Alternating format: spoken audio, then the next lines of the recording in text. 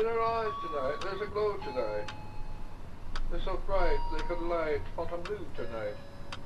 She's so gracious, so vivacious. She's not me. Blessed little house, click to the chord, acting out her fuss, with a frolicking ball. She's such fun tonight, she's a treat tonight, you can spread around bread. When everyone you have ever loved is finally gone, when everything you have ever wanted is finally done with, when all of your nightmares are for a time obscured as by a shining brainless beacon, or a blinding eclipse of the many terrible shapes of this world, when you are calm and joyful and finally entirely alone, then in a great new darkness you will finally execute your special plan.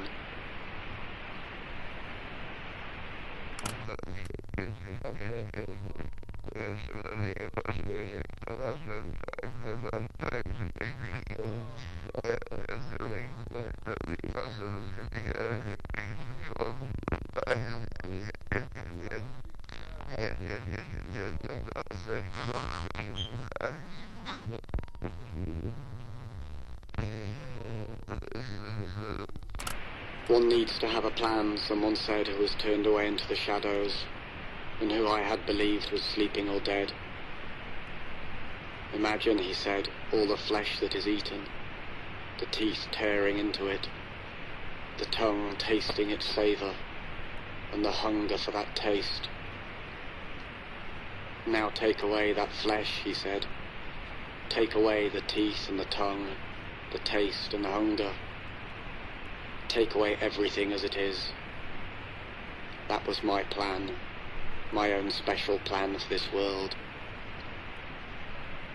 I listened to these words, and yet I did not wonder if this creature whom I had thought sleeping or dead would ever approach his vision, even in his deepest dreams, or his most lasting death. Because I had heard of such plans, such visions, and I knew they did not see far enough. That what was demanded in the way of a plan needed to go beyond tongue and teeth and hunger and flesh, beyond the bones and the very dust of bones and the wind that would come to blow the dust away.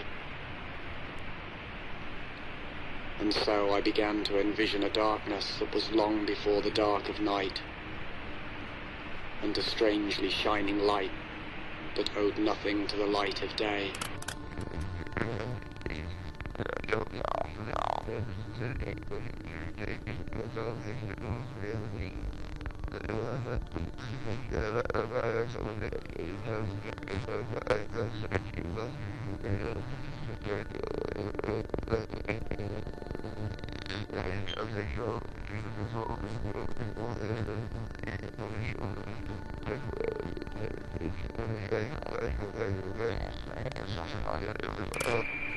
That day may seem like other days.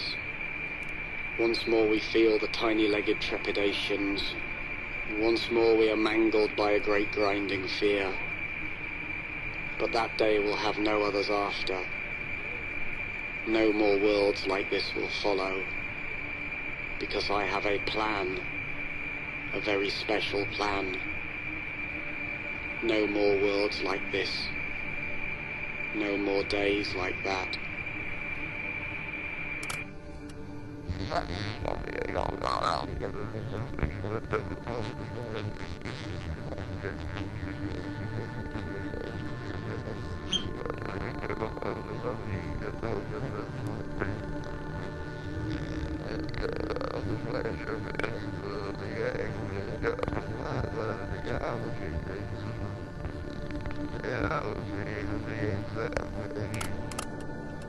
There are but 4 ways to die, a sardonic spirit might have said to me. There is dying that occurs relatively suddenly. There is dying that occurs relatively gradually. There is dying that occurs relatively painlessly. There is the death that is full of pain. Thus, by various means they are combined, the sudden and the gradual, the painless and the painful, to yield but 4 ways to die, and there are no others. Even after the voice stopped speaking, I listened for it to speak again. After hours and days and years had passed, I listened for some further words. Yet all I heard were the faintest echoes reminding me, there are no others. There are no others. Was it then that I began to conceive for this world a special plan?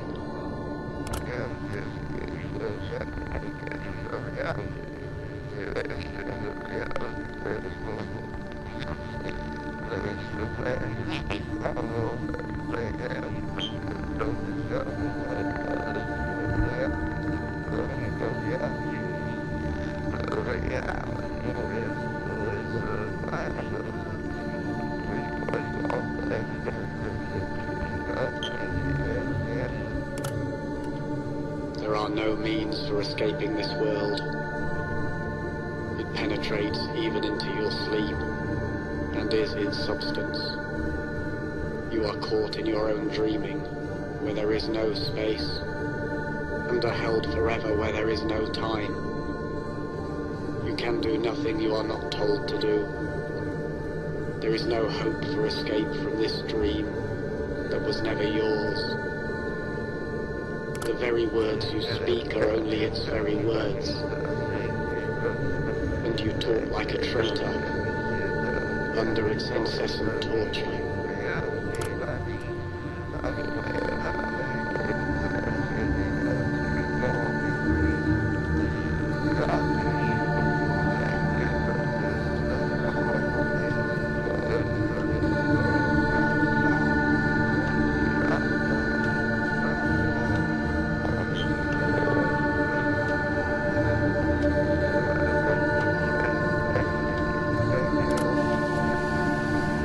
Many who have designs upon this world and dream of wild and vast reformations.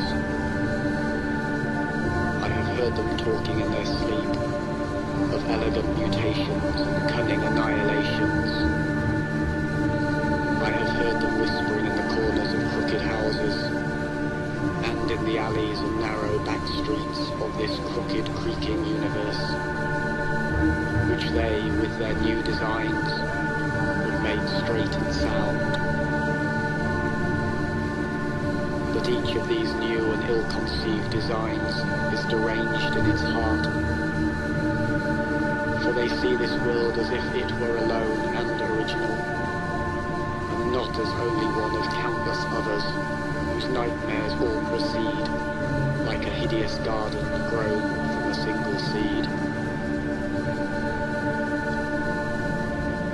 Heard these dreamers talking in their sleep, and I stand waiting for them, as at the top of a darkened flight of stairs.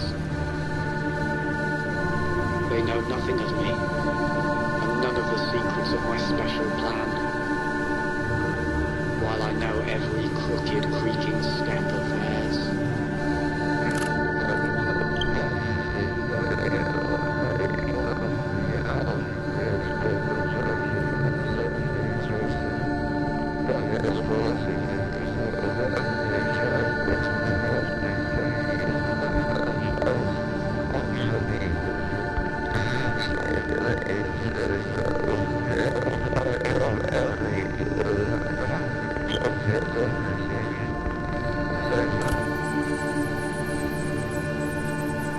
It was the voice of someone who was waiting in the shadows, who was looking at the moon and waiting for me to turn the corner and enter a narrow street and stand with him in the dull blaze of moonlight.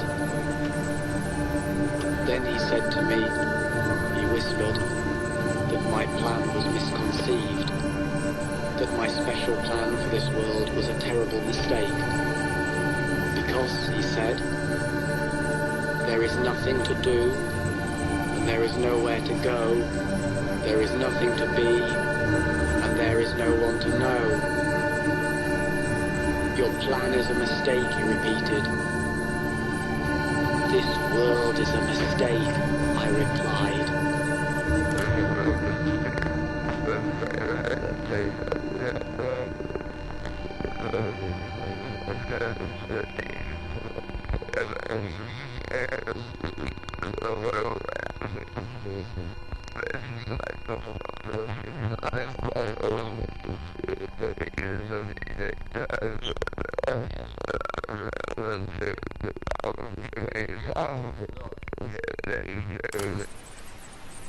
The children always followed him when they saw him hopping by.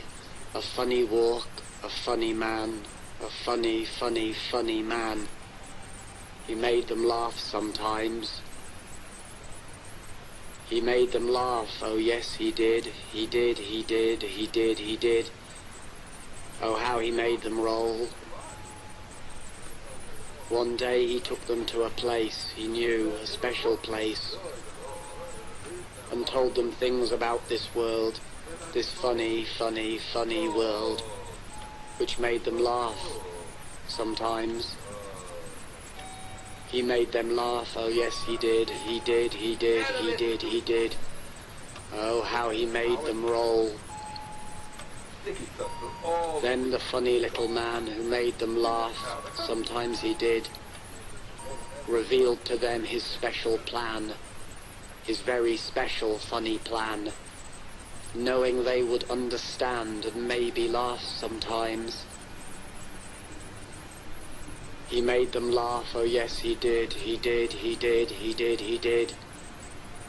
Their eyes grew wide beneath their lids, and how he made them roll.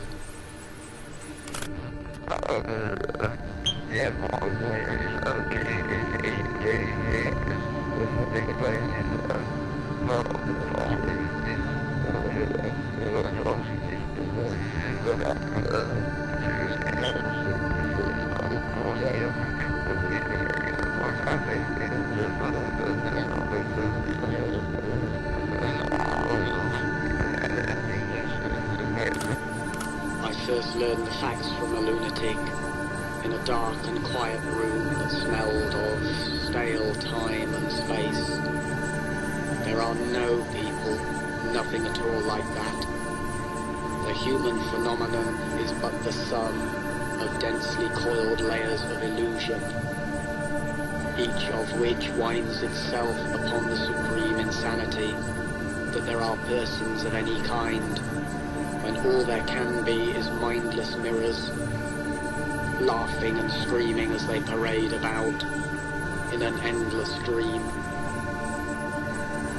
But when I asked the lunatic what it was that saw itself within these mirrors as they marched endlessly in stale time and space, he only rocked and smiled.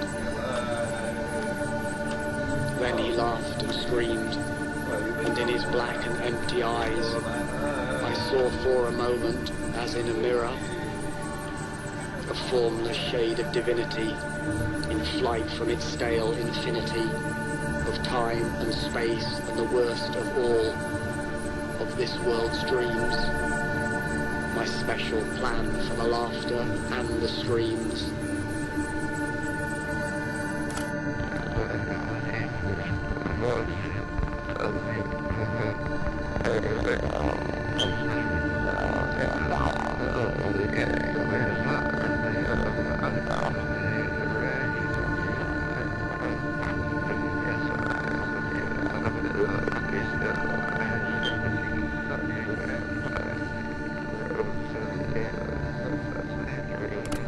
We went to see some little show that was staged in an old shed past the edge of town, and in its beginnings all seemed well.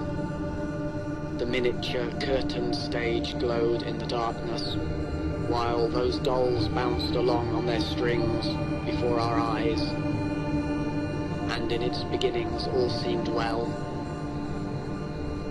But then there came a subtle turning point which some had noticed, and I was one, who quietly left the show, though I did not, because I could see where things were going, the antics of those dolls grew strange, and the fragile strings grew taut with the tiny pullings of tiny limbs. The others around me became appalled and turned away and abandoned the show that was staged in an old shed past the edge of town. But I wanted to witness what could never be. I wanted to see what could not be seen. The moment of consummate disaster, when puppets turned to face the puppet master.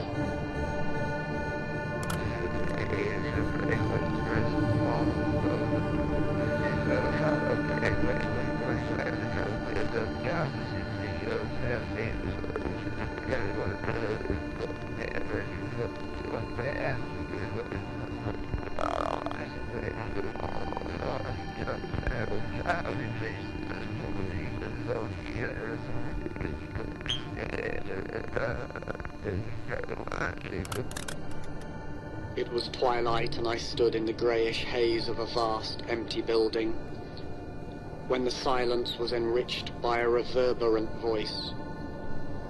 All the things of this world, it said, are of but one essence, for which there are no words. This is the greater part, which has no beginning or end, and the one essence of this world, for which there can be no words, is but all the things of this world. This is the lesser part, which had a beginning and shall have an end, and for which words were conceived solely to speak of. The tiny broken beings of this world, it said, the beginnings and endings of this world, it said, for which words were conceived solely to speak of. Now remove these words, and what remains, it asked me, as I stood in the twilight of that vast empty building. But I did not answer. The question echoed over and over, but I remained silent until the echoes died. And as twilight passed into evening, I felt my special plan, for which there are no words, moving towards a greater darkness.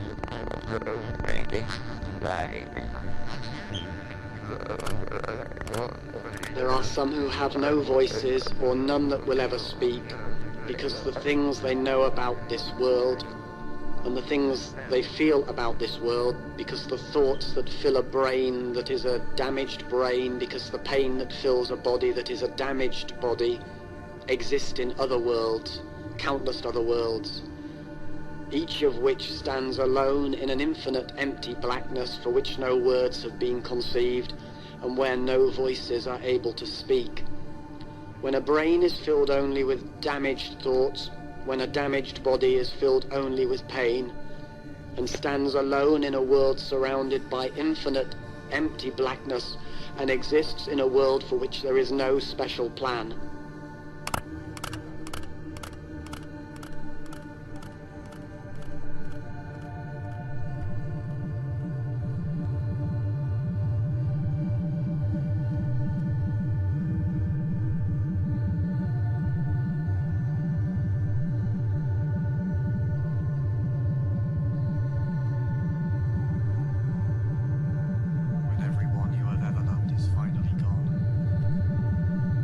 When everyone you have ever loved is finally gone, when everything you have ever wanted is finally done with, when all of your nightmares are for a time obscured as by a shining brainless beacon, or a blinding eclipse of the many terrible shapes of this world, when you are calm and joyful and finally entirely alone, then in a great new darkness, you will finally execute your special plan.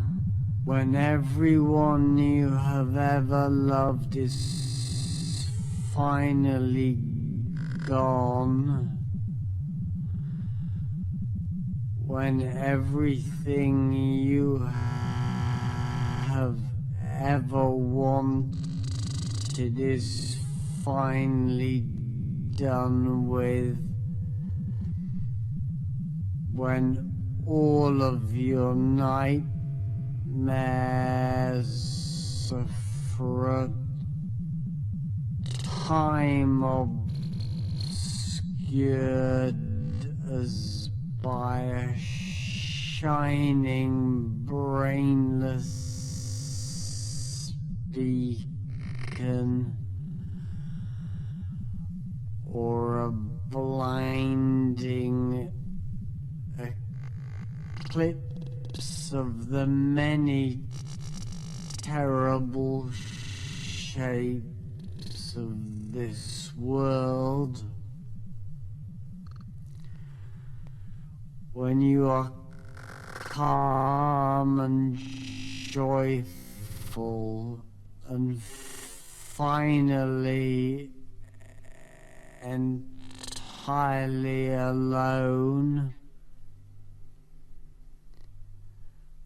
then in a great new darkness,